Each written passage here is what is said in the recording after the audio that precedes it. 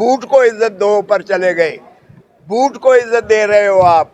کہ یہ آپریشن جو ہے یہ صرف پاکستان تحریک انصاف کے کارکنوں کو، پاکستان تحریک انصاف کے ورکرز کو اور پاکستان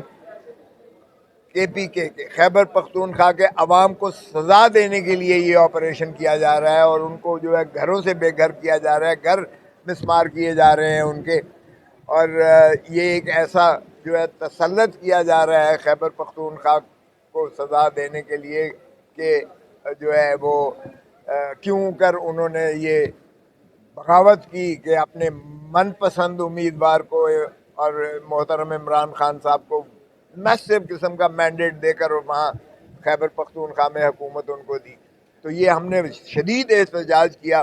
اور ہم نے تقاضا کیا کہ یہ جو آپریشن ہے، کوئی بھی ملٹری آپریشن ہو ملک میں، بغیر پارلیمان کی اجازت کے، بغیر پارلیمان کی توثیق کے، بغیر پارلیمان کی مرضی کے نہیں کیا جا سکتا. کہیں بھی آپریشن جو ہے فوجی آپریشن نہیں ہو سکتا ہے. تو چنانچہ اس پر جو ہے ہم بہت احتجاج کیا ہم نے، اور بالآخر وزیر، وہ بھی جعلی وزیر ہیں کیونکہ خواجہ آصف جو ہے وہ ریحانہ ڈار سے بری طرح شکست خوردہ، بری طرح ہارا ہوا ہے، اور اس طرح بے حیائی کے ساتھ، وہاں ڈٹائی کے ساتھ پارلیمان میں بولتے ہیں کہ کوئی خود ان کے الفاظ میں کوئی حیا ہوتی ہے، کوئی شرم ہوتی ہے. باہر کیف وہ تو بالکل ان چیزوں سے عاری ہیں مکمل طور پر. اور انہوں نے، اور اعظم نذیر تارڑ وزیر قانون نے پھر ہمارے ساتھ جو ہے گفت و شنید کی اپوزیشن کے ساتھ، اور پھر وہ یہ طے ہوا ہے کہ اب یہ مسئلہ جو ہے یہ جو کمیٹی ہے، ایپیکس کمیٹی، جس میں یہ فیصلہ انہوں نے کیا تھا، ایپیکس کمیٹی میں یہ کابینہ میں اس کو ڈسکس کرنے کے بعد یہ پارلیمان کے سامنے اس مسئلے کو لے کر آئیں گے. یہ بہت ہی سنگین مسئلہ ہے. دیکھیں بلوچستان میں پہلے ہی عسکری قیادت نے قبضہ کیا ہوا ہے، اگر آپ خیبر پختونخوا میں بھی یہ آپریشن کرتے ہیں تو اس سے بہت زیادہ سراسیمگی پھیلی ہوئی ہے اور بہت زیادہ خوف و ہراس ہے. لوگوں کے گھروں سے بے گھر کر دیا گیا ہے، ان کے گھروں کو مسمار کر دیا گیا ہے، ان کے کاروبار جو ہے تباہ کر دیے گئے ہیں. اور وہ جو ایک اتنا حساس علاقہ ہے جہاں بارڈر جو ہے بالکل افغانستان کے بارڈر کے منسلک ملحقہ علاقے ہیں، اگر وہاں پاکستان کی جو ہے اس طرح سے جو زیادتی کی جاتی ہے ان عوام کے ساتھ، قبائلی لوگوں کے ساتھ، تو آپ کو پتہ ہے کہ قبائلی جو ہے اتنے غیرت مند لوگ ہیں کہ وہ پھر اس کو ریئیکٹ کرتے ہیں. اور ہم نے بڑی کوشش کر رکھی ہے کہ ہم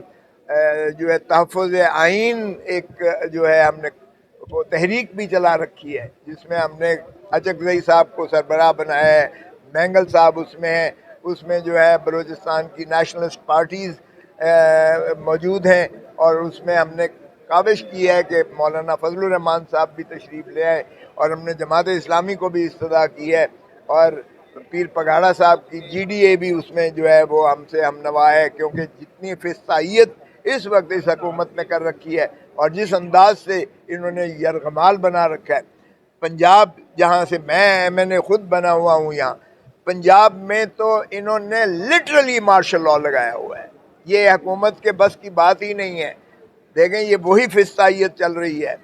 وہی جو ہے IG چل رہا ہے، جس پر جو میں سمجھتا ہوں کہ جس سارے فسانے کا، ساری فساد کی جڑ ہی انسپیکٹر جنرل پولیس پنجاب ہے. اور اس نے جو فسطائیت کی ہے، جو 9 مئی کا جو جس انداز سے آرکیسٹرڈ ایک سانحہ بنایا ہے، وہاں کوئی پولیس چیک کرنے والی نہیں تھی. آپ اندازہ کریں 9 مئی کو اگر گلبرگ سے چلتے ہیں اور وہاں تک جاتے ہیں تو آپ کو پتہ ہے، سارے پاکستان کو پتہ ہے کتنے نکے لگے ہوئے ہیں. اور پولیس کہاں تھی؟ IG کہاں تھا؟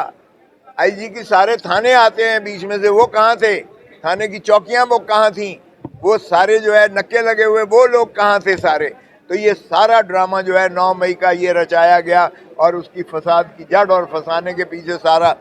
انسپیکٹر جنرل پولیس پنجاب ہے. اگر اس کو گرفتار کر کے اس سے استفسار کیا جائے تو بڑا کھل کے بات آ جائے گی کہ کیسے یہ سازش ہوئی تھی، اور کس طرح سے جو ہے پاکستان تحریک انصاف کے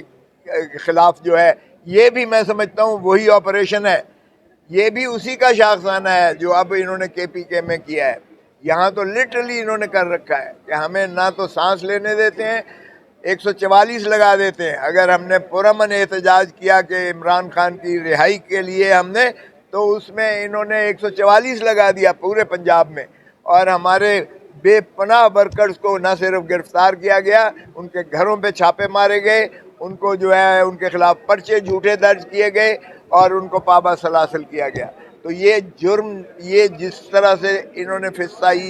فسطائیت کو برپا پنجاب میں کیا ہے، یہاں تو ویسے ہی انہوں نے مارشل لاء لگایا ہوا ہے پنجاب میں. اور پھر عدالتوں پر آپ دیکھ لیں کہ کس طریقے سے یہ آج انشاءاللہ سپریم کورٹ میں جو چل رہا ہے کیس، ہمیں کبھی امید ہے کہ انشاءاللہ آئین کے مطابق سپریم کورٹ ہماری مخصوص نشستیں پروپورشنل ریپرزنٹیشن یعنی متناسب نمائندگی کی اصول پر، کی بنیاد پر، جو آئین کی روح ہے اس کے مطابق انشاءاللہ ہمیں یہ بحال ہو جائیں گی. اور ہمارا صرف یہ ہے کہ فارم 47 کی جو پیداوار ہے ان کو بھی جو ہے کیا جائے، کیونکہ اب آپ دیکھیں بدنیتی دیکھیں کہ جو سٹنگ سرونگ ججز تھے ان کو ٹرائیبونل جو ہے نہیں چلنے دے رہی الیکشن کمیشن آف پاکستان، اور یہ چاہتے ہیں حکومت سے مل کر کہ یہ اپنا جو ہے ریٹائرڈ ججز کو جن کو نامزد الیکشن کمیشن کرے، جس پر جو سب سے بڑا ڈاکہ مارا ہے اس ملک کے مینڈیٹ پر، عوام کے مینڈیٹ پر، عوام کے حق کے ووٹ پر. اور وہ کہاں گئے جو کہتے تھے ووٹ کو عزت دو، ووٹ کو عزت دو؟ او بھائی